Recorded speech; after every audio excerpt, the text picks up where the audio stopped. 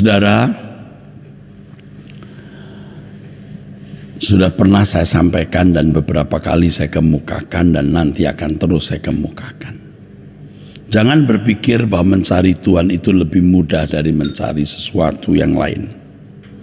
Jangan berpikir mencari Tuhan itu lebih mudah dari mencari uang, lebih mudah dari berkarir, lebih mudah dari membangun posisi, mencari pangkat dan kedudukan. Setan menyesatkan pikiran banyak orang dengan menyuntikkan pikiran atau ide seperti itu. Soal Tuhan gampang, kata si setan di pikiran banyak orang. Soal Tuhan itu mudah, dia baik, ya. Ada waktu nanti untuk bertobat dan sungguh-sungguh. Penjahat di samping salib Tuhan saja, ya mau mati, minta supaya Tuhan mengingat dia, lalu seketika dia masuk surga kok. Ini setan, saudara, ini kuasa gelap. Ya, berkali-kali saya menjelaskan mengenai bahwa penjahat di samping salib Tuhan itu bukan penjahat kriminal, sangat mungkin penjahat politis. Ya, dia mengenal siapa Yesus yang akan datang sebagai raja, saudara. Jadi, saudara, jangan berpikir mencari Tuhan itu lebih mudah. Itu yang membuat orang tidak sedini mungkin mencari Tuhan. Menghiasi, memenuhi, mewarnai hidup dan dirinya dengan banyak kesibukan, banyak kesenangan. Dan dia pikir ia akan mendapatkan Tuhan suatu hari. Ini benar-benar konyol dan setan berhasil merusak kehidupan banyak orang. Apalagi anak-anak muda hari ini, milenial hari ini. Hampir semua dibawa ke neraka, saudara. Sangat sedikit yang sedini mungkin mencari Allah dengan sungguh-sungguh. Mencari Tuhan bukan hal mudah. Tentu saya mengatakan bukan hanya berdasarkan apa yang ditulis di dalam Alkitab atau orang. Tapi saya mengalami. Saya mengalami sejak muda. Tidak berlebihan Tuhan menjadi saksi. Sejak muda saya sudah membiasakan diri berdoa 3,5 jam.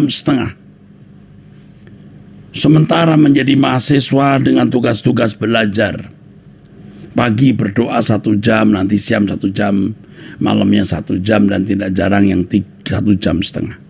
Ya tentu ada hari-hari kosong atau bolong. Tapi pada umumnya saya memiliki jam doa banyak. Itu pun tidak membuat saya kunjung jadi manusia Allah. Tidak cepat menjadi orang baik. Tidak mudah, saudaraku. Nah, di sini dibutuhkan satu kata, ketekunan. Waktu kita mencari Tuhan, seakan-akan Tuhan tidak mendengar doa kita, seakan-akan Tuhan tidak peduli kita. Sementara karakter kita masih buruk, tidak berubah-ubah. Frustasi, saudara. Nah, di mana Tuhan ini? Kenapa begini? Di situ dibutuhkan ketekunan, kesetiaan, saudara. Tekun, setia, saudaraku. Melewati ketekunan, menjalani kesetiaan, mengalahkan kejenuhan, menaklukkan ya perasaan tawar hati, baru kita mencapai step tangga yang lebih tinggi, saudara. Tangga yang lebih tinggi. Nah, sekarang setelah saya tua begini, ya baru mengerti. Wah, mahal bener ya harga waktu itu. Untung sejak muda mencari Tuhan. Kalau tidak, sudah tua begini nurani juga masih gelap. Masih gelap. Yang mencari Tuhan saja tidak kunjung menjadi orang baik. Tidak kunjung menjadi sempurna maksud saya, baik menurut Tuhan. Apalagi yang tidak sungguh-sungguh.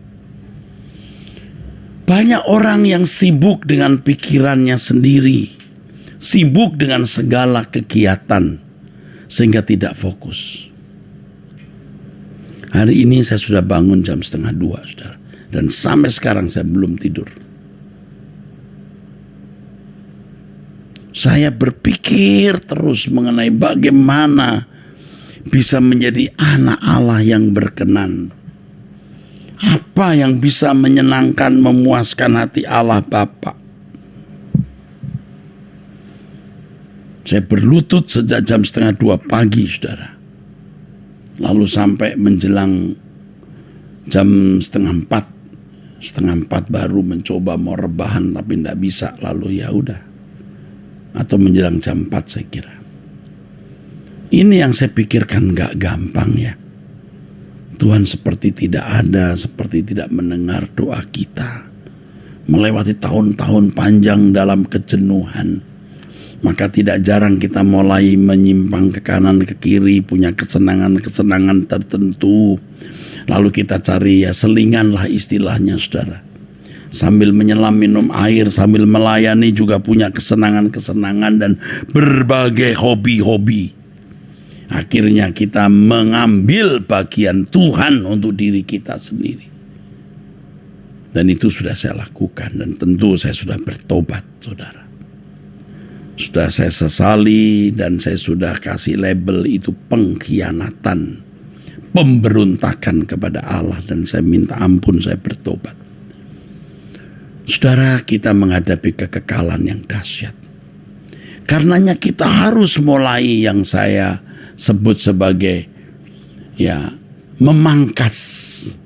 Memangkas apa yang tidak perlu kita lakukan. Memangkas di dalam pikiran kita apa yang tidak perlu kita pikirkan. Memangkas apapun yang tidak perlu kita percakapkan. Memangkas apalagi kesibukan-kesibukan.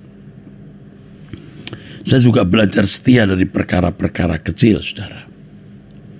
Misalnya di dalam iPad saya, kalau saya buka YouTube, waduh banyak cerita macam-macam, saudara. Tergoda untuk membaca, melihat. Ya kadang-kadang saya mencari perkembangan perang Ukraina dan Rusia, lalu bagaimana ini. Begitu ya, saudara, karena ini menyangkut nasib kehidupan manusia di dunia. Dan sebagai pemimpin saya juga harus tahu. Tapi ada banyak hal yang perlu dilihat, yang rasanya perlu dilihat tapi nggak perlu, nggak usah dilihat. Mendistrak pikiran kita. Lebih baik membaca Alkitab, mendengarkan khutbah. Ya saudara, lebih baik kita mendapatkan masukan-masukan dari pengkhotbah-pengkhotbah yang lain yang baik yang perlu kita dengar, saudara. Kalau saudara ada dalam lingkungan pecinta suara kebenaran, yang lebih baik mendengarkan khotbah saya. Saya menghayati bagaimana mempersempit wilayah hidup pada waktu saya sakit selama 15 hari di rumah sakit. Tidak ada kesibukan apapun. iPad ada di sebelah tempat tidur saya, tapi tidak saya buka untuk yang lain. Kecuali di situ ada program main gitar ya, pakai gitar tapi melalui aplikasi di iPad saya ngarang lagu, saya nyanyi. Tidak bisa bawa gitar tentunya, saudara, di rumah sakit. Ya, dari lewat iPad itu main gitar, saudara. Lalu saya baca Alkitab. Tidak ada yang saya lihat. Berita-berita apapun tidak saya lihat. Saya baru mengerti betapa bersihnya pikiran kita. Kadang-kadang kita bisa nonton TV hanya untuk melihat arus balik penumpang, arus mudik. Bisa 30 menit. Padahal kalau jam itu kita pakai membaca ayat Alkitab, berapa banyak ayat yang kita baca. Kalau kita di hadirat Tuhan, kita telah belajar untuk ada di hadirat Allah dan menyamakan frekuensi kita dengan Allah.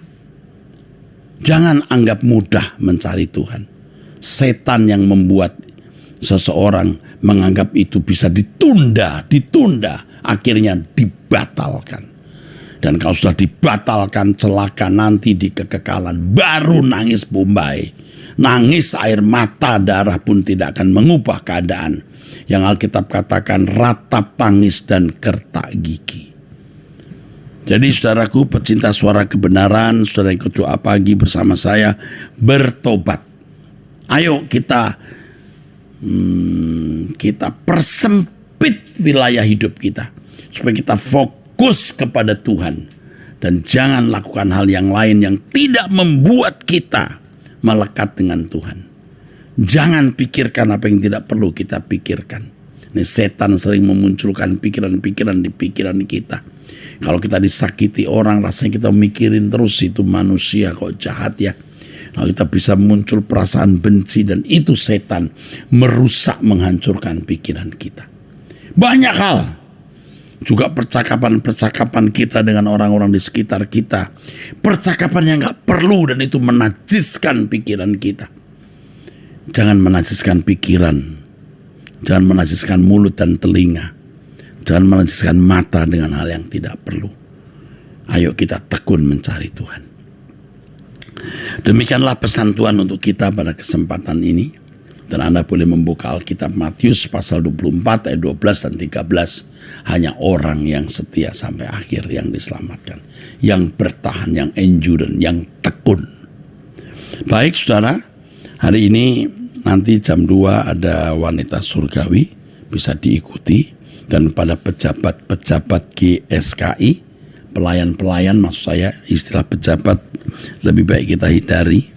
Tapi menggunakan kata pelayan-pelayan GSKI, yaitu orang-orang yang ada dalam sinode menjadi pendeta, pendeta muda, pendeta pembantu. Ada pembinaan nanti jam 5 sore. Bagi yang di Jakarta dan yang di sekitarnya bisa menjangkau Mall Arta Gading lantai 5, menempati Gereja Suara Kebenaran Injil Rehoboth. Dan saya mengundang saudara untuk hadir. Ya, ini bukan untuk umum, maaf. Ya, kalau Anda bukan pelayan yang disahkan sinode sebagai pendeta muda, pendeta pembantu, jangan hadir, saudara. Ya, bagi para pejabat GSKI atau pelayan-pelayan GSKI yang di luar Jakarta bisa ikuti melalui Turut ID dan melalui webinar. Ya, oke. Saya kira itu. Jangan lupa besok pagi kita doa lagi jam 5. Mari kita berdoa. Bapa di dalam surga, kami puas, kami senang di hadapan-Mu dan hubungan kami dengan Bapa tidak putus walaupun kami berhenti dalam doa bersama ini. Kami tutup dengan kata amin, tapi perjalanan hidup kami bersama dengan Bapa tidak putus, kami tidak mau putus. Terima kasih yang mulia dalam nama Yesus Kristus. Amin. Amin. Sampai jumpa, Tuhan memberkati saudara sekalian.